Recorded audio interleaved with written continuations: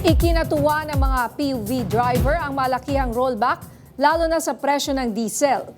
Nanawagan naman si Pangulong Ferdinand Marcos Jr. na ibigay ng buo at hindi pa utay-utay ang bawas sa presyo ng petrolyo. Live mula sa Quezon City may umarangkadang balita, si Justin Ignacio live.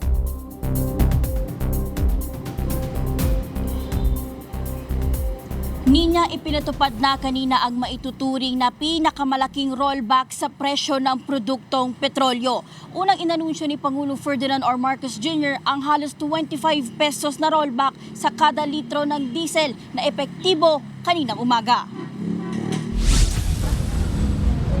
25 taon nang pumapasada si Tatay George bilang tricycle driver. At sa kanyang paghahanap buhay, naging malaking problema sa kanya ang pagtaas ng presyo ng produktong petrolyo dahil sa giyera sa gitnang silangan. Kaya matapos i-anunsyo ni Pangulong Ferdinand R. Marcos ang rollback, laking tuwa niya dahil makakabawi na sa kita na nawala.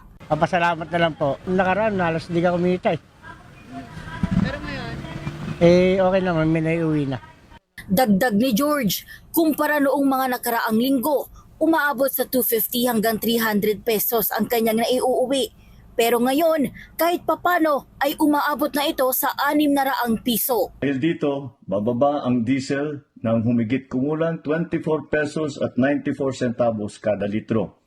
Ang gasolina naman ay 3 pesos 41 centavos at ang kerosene ay 2 piso. Dito sa isang gasoline station sa Anonas, Quezon City, pumapalo lang sa 93 pesos ang presyo ng kanilang diesel, habang 78.50 naman ang gasolina. Hiling ng jeepney driver na si Bonifacio Torres, maibalik sa dating presyo ang diesel. Yung ikot namin kulang pa sa kuwan namin sa koleksyon po namin Dahil sa hirap po ng biyahe. Malinaw ang naging panawagan ng Pangulo sa mga oil companies. Ipatupad ninyo ang rollback ng buo, tama at walang pagkaantala.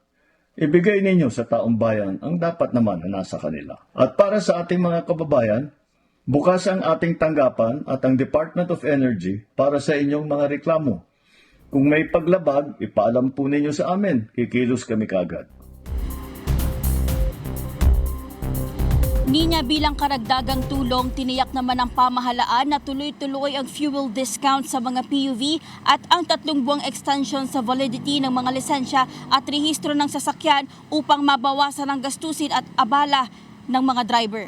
Balik sa'yo, Ninya. Maraming salamat, Justin Ignacio.